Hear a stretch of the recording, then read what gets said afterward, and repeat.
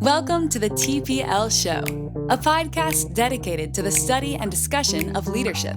Join us as we share relevant, simple, and lasting methods for improvement that can be used to lead from any level in any organization.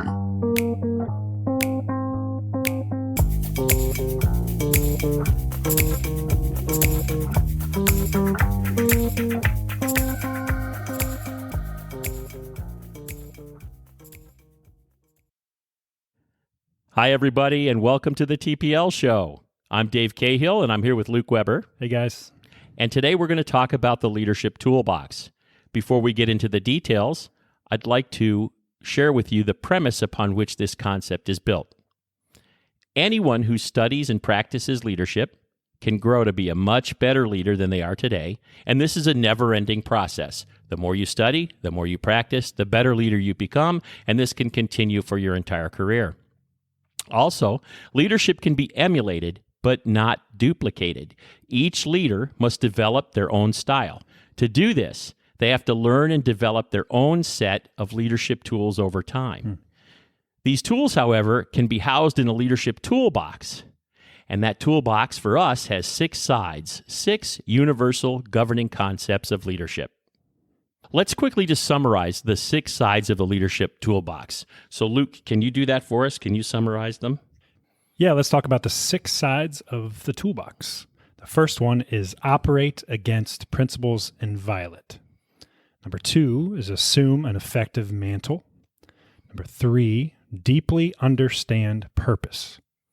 Number 4, have impact through others. 5, be situationally aware.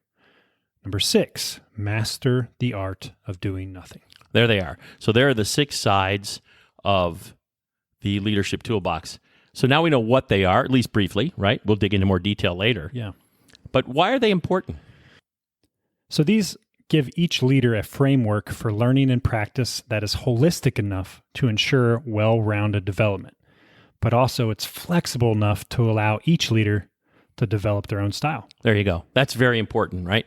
So we see that we could have a framework to move against, but we can also study in our own way, learn in our own way, apply our own learnings. Right. And since, as we're going to talk in a moment, leadership development, at least in the United States and maybe in the world, is a self-driven thing. If you want to become a good leader, you've really got to drive that yourself. Yeah. Right. So, okay, great. So that's why they're important.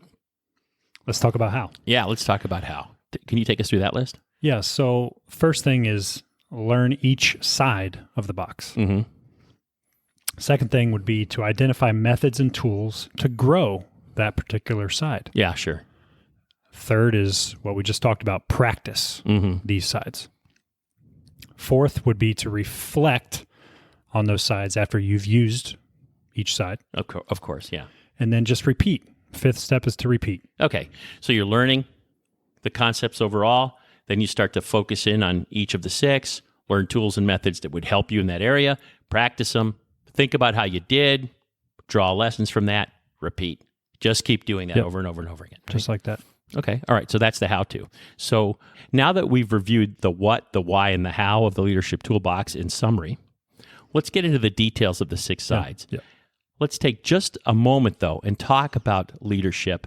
Let's set the stage for this conversation and have a few words about leadership before we dive in. So you ready to do that? I think the stage is requiring a joke. A joke? All right. Okay. So let's start with a joke, right? So we're going to tell the light bulb joke. Okay. Right? Okay. Yep. So how many psychologists does it take to change a light bulb? I don't know, Dave. Yeah. Well, in the interest of time, I'm going to tell you. It only takes 1, but it takes a long time, and the light bulb has to want to change. That's a good one. I know, it's corny. Very All right. simple. But the purpose of the joke is to remind us, as leaders, it only takes one, us, to develop as leaders. Yep. We can drive our own leadership development, but it takes time, and we have to want to do it. So with this will to do it and realizing that it's us driving it, We have to accept the fact that it will take time Right. for us to develop these leadership skills. So that's the purpose of the joke, that's right? Okay. So some thoughts about leadership to get us started. Leaders work in language like a sculptor works in clay. So this is important. Language is the medium of leadership. You have to be able to speak well, to articulate. Yeah. So you have to practice that, right? You have to speak clearly, say what's on your mind, speak with integrity, and so forth. Leaders work in concepts like architects work with structure. So leaders use concepts to create visions of how they want things to be, where they want people to head, what the output of something will look like, and so forth. So this is pretty important too, right? So if you limit language and you limit concepts, you limit leadership. If you limit leadership, then technocracy starts to prevail. Let's talk about what technocracy is. That is a funny word. Yeah. So it is a funny word. Can you kind of define it for us? So, Or what's a technocrat? Let's say. technocrat is a technical expert, especially one exercising managerial authority. There you go. So it's a technical expert exercising managerial authority. They've got authority over others, right? That's probably from Webster's, by the way. Yeah, I'm sure it's from Webster's. That's where the intern got it, I'm sure. Yeah. So this happens a lot, right? So someone is very proficient in a technical field. Sales is a technical field. Yeah. You have to understand the product, and then you go through this art of selling and get to a close and all that kind of thing, right? So we see this all the time in sales positions. The best salesperson, the person who sells the most by revenue or closes the most sales in a time frame or whatever, gets promoted to sales manager. Yeah. Then what happens? Yeah. They don't know how to lead. They don't know how to lead. They have no idea. The skill sets associated with closing the sale are completely different from the skill sets associated with leadership.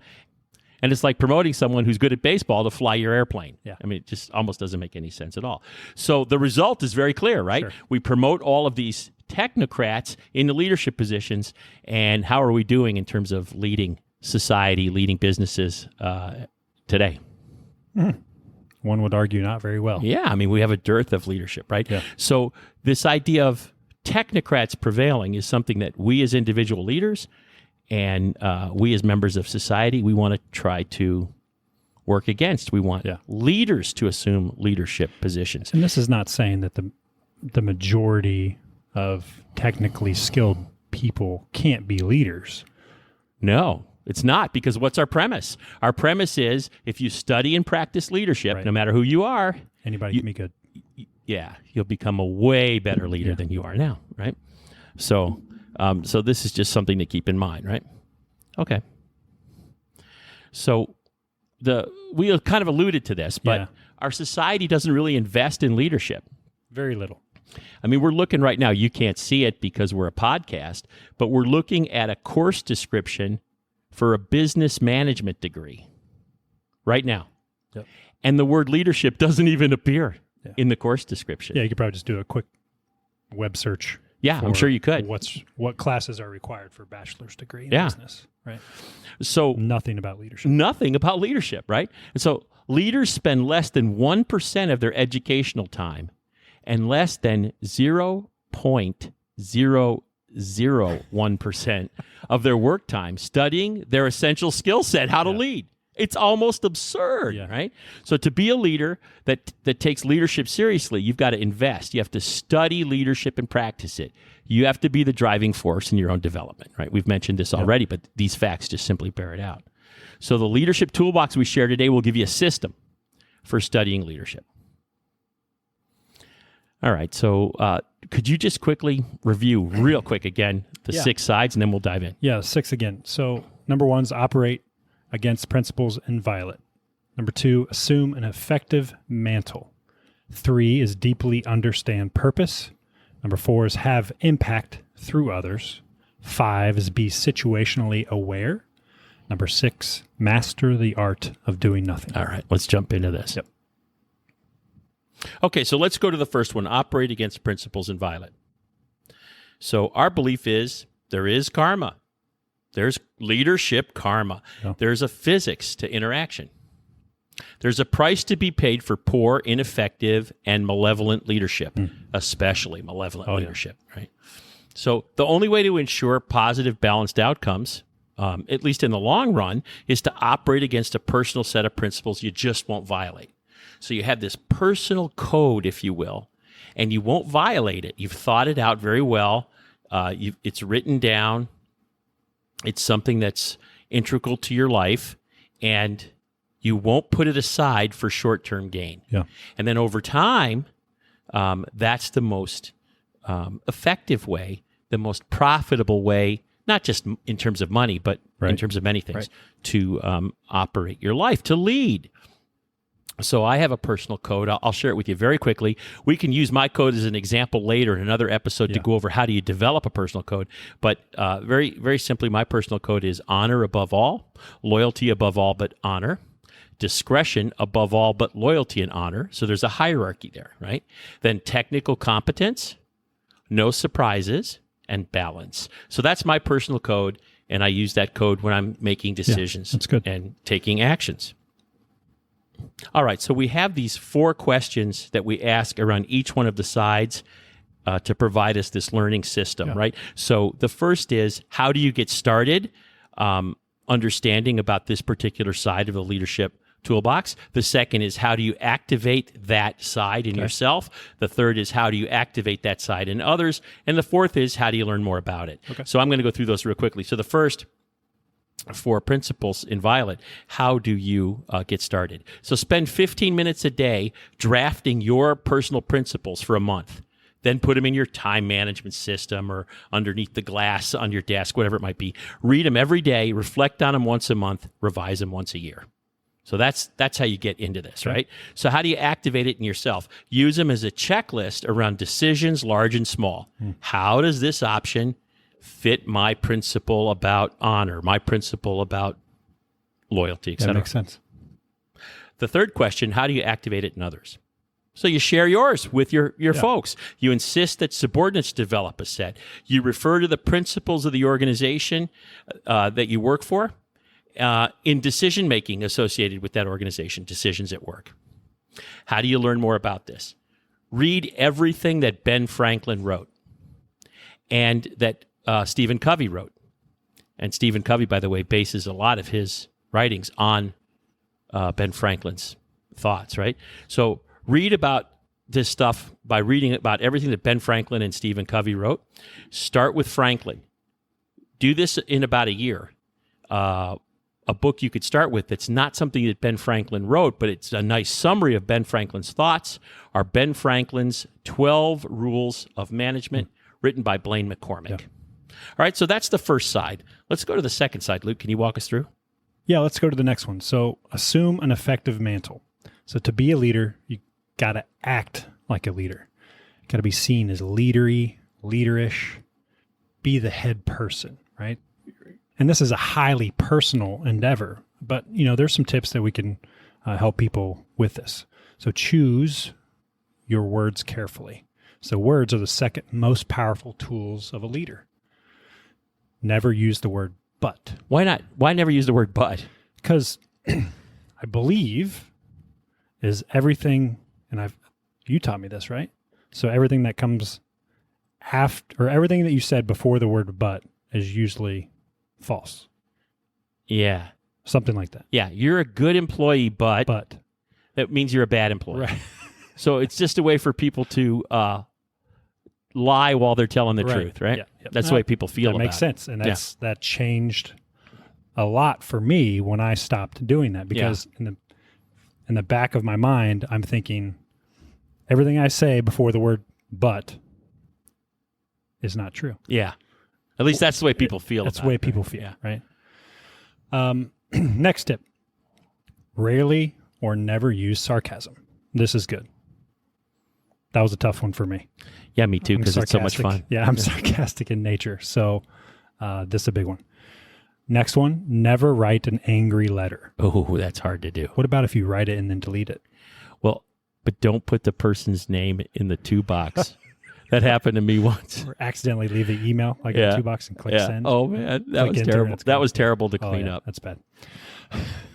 Next one, give your opinion last. That's good. Yeah. Use positive energy. Of course, that's good. Do what you say you would do. Yeah. Yeah, keep your word. Yeah. Set a visible, theatrical, behavioral example. Yeah. So almost be overdo it. Yeah, overact a little bit like Adam West in Batman. Oh, yeah. So people get the point. Be confident without being oppressive. Yeah, that's that really tough. takes practice. Yeah, that's tough. That's a tough one. Yeah. Develop a natural conversational style that's not formulaic. Yeah. Oh, yeah. Just an easy back and forth. Right. Okay. So these are the ways you can... Yeah. So that's some good tips to assume an effective mantle. So how to appear to be that leader. And of course, mantle's an old word for coat. So it means an appearance or the way you look, right? Yep. Okay. Okay, so back to those 4 questions. How do we build this in? Give public presentations. Lead some type of a civic project. Run for office, even if it's a small position. So watch and emulate other leaders that you admire. And that's an inexpensive and easy one. Very right? easy to do. Yeah. How do we activate this in ourselves?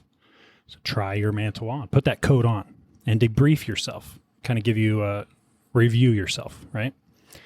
Have a mentor or mentoring group. I think that's very important. Yeah. That was important for me because I think before I met you and learned Avanulo's system, I didn't have that. Yeah. And that's been very effective for me in my career growth. It keeps you humble and on the straight path to have this group of people who give you honest feedback. Their only agenda is helping you, and they give you honest feedback about how you're coming across, how you're making your decisions, all that. It's so valuable. Yeah, I think that's very valuable. Yeah. Yep. Yeah, absolutely. So how do we activate this in others? So give subordinate leaders gentle, well thought out feedback. Yeah. So again, you're not out to hurt somebody or out to diminish someone. You're just giving them factual information that's genuinely going to help them. Yeah. Yeah. So how do we learn more about this? Read. Lots of good books on this.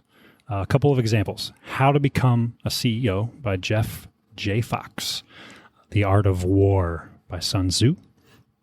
Anti-Source, The 48 Laws of Power by Robert Greene. And this is a great anti-source because this has got all the things that kind of malevolent, evil people do to have power over others. So if you learn about them, not to practice them, but you can see them coming and kind of defeat that nonsense when you have it used against you.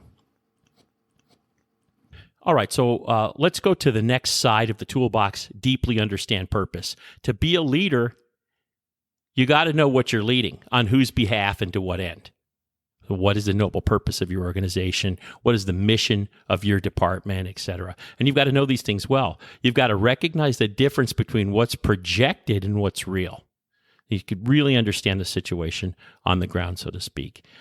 You've got to learn the real channels of power. What's the decision-making process in the organization? You have to deeply study the business process of your organization. How does it work? What are the sub-elements and so on? You have to fully master the operational process of the section you lead. You need to know it all from stem to stern. And always remember that every process delivers exactly the results it was designed to deliver. That's coming from the 5 Truths of Improvement, right? And that everything is the way it is because someone in power is allowing that to exist. Right. So you have to consider those things carefully when you understand purpose. There's another aspect of purpose I want to cover real quickly, and you can really understand the details of this in Jocko Willink and Leif Babin's book, Extreme Ownership. Great book. Yeah, Extreme Ownership, How U.S. Navy SEALs Lead and Win. So in this book, he talks about you have to believe. And what he means there is, as a subordinate leader, you have to accept, embrace the purpose, the mission, the strategy, et cetera, of the person that you report to, of the person that they report to, of the organization overall. You simply must. The whole reason you are there as a subordinate leader is to make alive, to animate the vision and the strategy of the leaders above you. That's the paycheck. So if you're kind of rolling your eyes and speaking against that off in the corners of the organization, you're violating the most basic tenet of your role. So your role is to bring alive those things that they're envisioning, et cetera, and you need to deeply understand what that is, accept it, and embrace it. So this is the idea of deeply understand purpose. So how do you get this started? Create a personal learning model that involves study, practice, and live play. So you want to study, practice it, and do that in the working world, right? And how do you get this going in yourself? Create a detailed set of learning objectives. Link them to your calendar. Spend time with process owners. Map the process. Create a value stream map, and so on. How do you activate this in others? Demand that your subordinates do the same thing that you're doing. And how can you learn more about it? Read the book Deep Dive by Rich Horwath. The book The Goal by Eli Goldratt. The book How to Measure Anything by Douglas Hubbard. And that's a dry read, but really worth it. That's a tough one. Right? And read The Rational Manager by Kepner and Trago. That's kind of the granddaddy of all management books. So reading that will really bring you a lot of insight. That's good. Let's go to the next one. Yeah, so next side of the box, have impact through others. So to have this impact through others, got to be able to delegate effectively. That involves being predictable and to make accountability visible throughout your organization. So Dave and I believe in ETBR, which stands for Enjoy the Business Result. Yeah. So this is a core Avenulo concept. So this allows you to delegate a result, not a task, so to actually get something done. Yeah. Right? Which has one owner, one date, one time. Yeah, I love that. I love the idea of one owner, a date, and a time, because what we found is that time, when you do that, that takes 60 days out of the life of an average project when you're practicing time-based ETBR. And the whole idea of a result. So it's restore this vehicle to operation by noon on Thursday, as opposed to change the tires. Right. Well, I changed the tires, but it still doesn't work. Yeah. We don't have the result, right? So that's a really cool thing, this idea of ETBR. And this works really, really well. Yeah.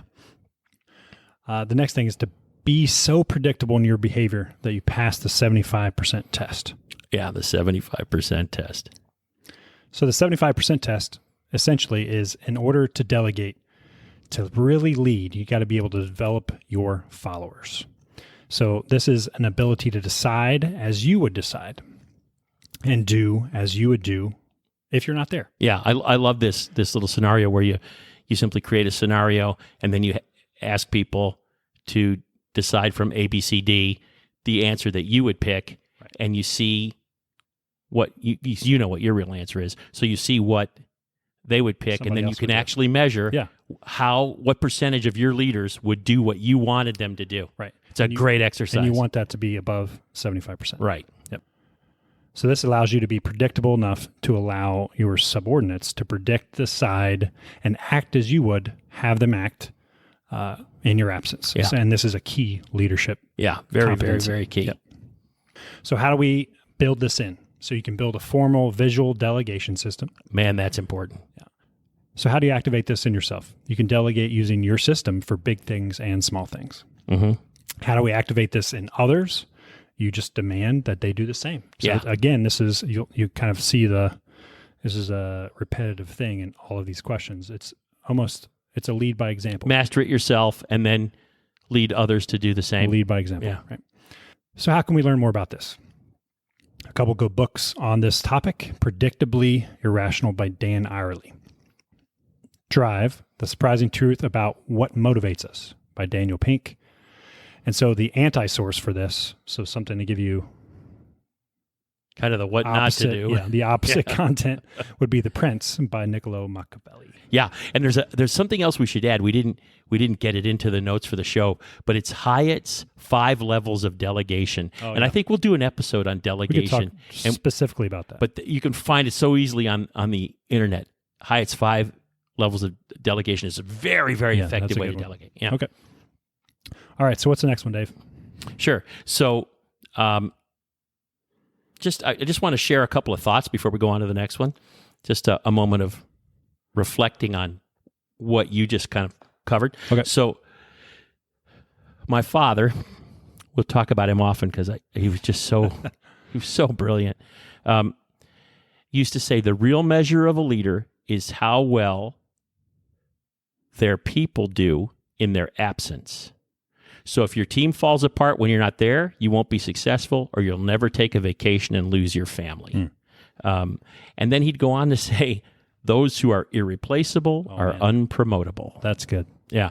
And so you have to train your people to be competent and to act just as effectively as if you're there when you're not there. And that's a real leader. That's the measure of a real leader. Yeah. And that's what this side of the box is really all about, right? Okay, so be situationally aware. So to be a successful leader, you have to be organizationally savvy. You have to have emotional intelligence. You got to see the signs on the ground, right? So you really have to listen. A key aspect of this, and it's really tough for Western leaders to do this. Western leaders are formulating the answer while the other person's talking. And they're not paying attention to what they're saying. And they're not paying attention. Yeah. They're using the person that's speaking time as a way to think about what they're going to say next, right? You can see it on their faces. You can. Oh my gosh, it's very obvious, right? So this is something you have to kind of erase the programming in you and replace it. Don't formulate your response when others are talking. Just deeply listen, intake, listen, observe, so to speak, without judgment, and then take some time and formulate your response after they're done talking. So this is one way to be situationally aware. Another is to keep your airtime below 30%. If you're talking as a leader above 30% of the time that's going on in the exchange, people are turning you out for sure. Another is slow down and listen to your lizard brain. What's that mean? There's this gut check, a gut feeling they'll call it, about what to do or not do that happens in all of us. Learn how to listen to that. There's all kinds of thinking going on in your brain that you don't have access to, but it's drawing conclusions and leading you in a direction that's very, very powerful. So listening to your lizard brain is important. Get a lot of input about what's happening, what just happened, what happened last time, what will happen next from subordinates and peers. Don't just rely on reports and paperwork. Go see for yourself. And we're going to do episodes after episode on this idea of Genchi Genbutsu, going to the Gemba, all that kind of thing. But this is critically important. Yeah, getting input from others is, besides specifically data. Yeah, right. So let them tell you. Give their input. Give their opinion. Yeah. Don't let your ego rule you. Keep that little ego locked in the box and off in the corner of your mind. And then give your opinion last. We've mentioned that before, but part of being situationally aware, it's worth noting again, once you give your opinion as the leader in the room, all other opinions shut down. Yep. So always be the last person to give your opinion, unless you don't want opinions, in which case don't ask for them. Yeah. Just state what's going to happen and move forward. So this is the idea of being situationally aware. Okay. So how do you get started on this? Take a listening course. Just really study the art of listening, right? Go hunting. That's a great way to learn about listening. Take a body language course. Build a diagonal network in your organization, not just your subordinates, not just your superiors, but kind of create a diagonal slice across the organization of people that you have a relationship with and you can get input from. Take the Carnegie course, the Dale Carnegie course is really great for this. Take a free online emotional intelligence test, and then take it again in 6 months. See if you've improved. So how do you activate this in yourself? Take 30 to 60 minutes to think every day in a quiet place with a journal. Not in your car, not with TV or music playing. Set aside a regular time to do this and think. Think about what happened. Think about what's going to happen. Make notes and so on. How do you do this in others? Model this behavior and use the what is happening model with subordinates. And promote this idea of Carnegie with your people. How to learn more about it? Read How to Win Friends and Influence Others by Dale Carnegie. Still classic, right? Read A Vision So Noble, The OODA Loop by John Boyd. So John Boyd is an Air Force colonel who taught fighter pilots, and he invented this concept of the OODA loop for a way to be aware and then to react appropriately in the situations that fighter pilots are faced with, which you can apply to life. And then Gemba Walks by James Womack. So James Womack is probably the greatest mind alive today in terms of lean. And he wrote this book, Gemba Walks, which is just great concept. Rich with things you can learn about how to be aware. All right, so let's go on to the next one. Master the art of doing nothing. Not much to talk about on this one. Yeah. Yeah. Our notes are blank on this, right? For a reason. Yeah. So doing nothing. Yeah, sometimes the right answer is to just do nothing. See who will rise up to solve the problem. See if the problem's real, if it goes away on its own. Sometimes it's better to just observe without judgment. Yeah. Don't say anything. Yeah, and sometimes just be curious, right? So true leaders can do this very effectively. Yeah, and you need to practice when it's hard doing to do. nothing. It's hard to do. Yeah, it's hard. You want to jump in and solve the problem. Yeah, usually, naturally, I'm a problem solver, right? So I naturally want to jump in and try to help somebody. So to sit back and then try to let other people resolve it on their own. So you know what is a good example of this? My kids. Mm-hmm. So as a father, you're always you want to help them figure it out. Yeah. You want to fix it for them. Yeah. But long term, that's not going to be good. Yeah. So I need to step back, let them figure it out on their own. Yeah. Let them fall in the mud. Yeah. Yeah. So there's no, how do you build this? You just practice this. The only way is this. When you're looking at intervening as a leader, you ask this question: is this an opportunity to master the art of doing nothing? And if it is, pause for a while. Just put a mental hook in place. When should I check back to see how it's going? But if you practice this and master this art, you'll dramatically improve your leadership capability. Big leg up there. Yeah. Okay. So those are the 6 sides. We want to give you a quick reminder, like we talked about in the very first episode 1, that there's 2 authority streams, leader and manager. We're talking about leader here and not manager. Right. We're talking about the leadership skills, the things that you use to communicate a compelling vision, to put the right people in the right place at the right time, to ensure fiduciary in your organization and a healthy culture, and to be present during times of crisis and high opportunity. So that's the authority stream that we're talking about, leader, right? Okay, some interesting, useful sayings to kind of help us close this out. Okay. Another one from dear old dad. Blood makes a fine lubricant, but it dries quickly and must be reapplied often. And what he meant by that was, if you're going to be the leader that yells and kicks and screams, then no one's going to do anything until you yell and kick and scream. And you're going to have to do that more and more often to get things done. So that's not an effective way to lead. All right? What are a couple others? So there are no critics if everyone is on the stage. I love that one. Yeah. You get everybody involved. Everybody. Yeah. Everybody engaged. No one's being critical, right? Can't be critical. Yeah. Okay. Small minds talk about others, but mediocre minds talk about things, and great minds talk about ideas. Yeah. So as a leader, be a great mind. Talk about ideas, right? All right. And so you talked about this one before. It's actually in Portuguese. We do business, of course, all over the world, and we learn from people all over the world. We learned this doing business in Brazil. Cachorro com dois donos morre de fome. So a dog with 2 owners dies of hunger. Yeah. So this is the idea of captaincy, or the accountability always coming down to one person by name. Right. Oh, then we have another foreign language one here too, right? I'm going to let you tackle that. All right. So this is one we learned in Germany. Alles hat ein Ende, nur die Wurst hat 2 Enden. This means everything has an end, only the sausage has 2 ends. And this is to remind us that things are often not as they appear. Yeah. So make sure that you're understanding fully well before you move to make a correction and so on. All right, so our summary. The summary is simple. There are these 6 sides of the leadership toolbox you can use to build a framework for studying, practicing, and becoming a better and better leader. And and that you should be a leader and not a technocrat. If you were promoted because of your technical expertise, that's okay, but become a better leader. And by studying and practicing, you can do that. You can become a much better leader. So the 6 sides of the toolbox: operate against principles in violet. Main part of that, having a personal code. Right. Assume an effective mantle.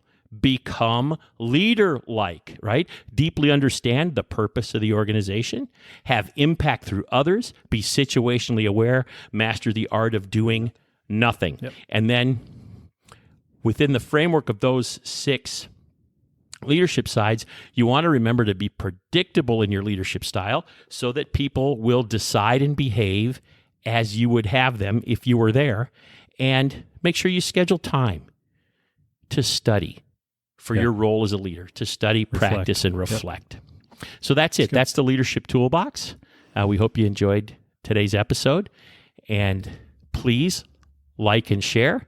And we will be back soon with for the next one. Yeah, with more exciting stuff. Thanks again for listening. Thanks, guys. Appreciate it.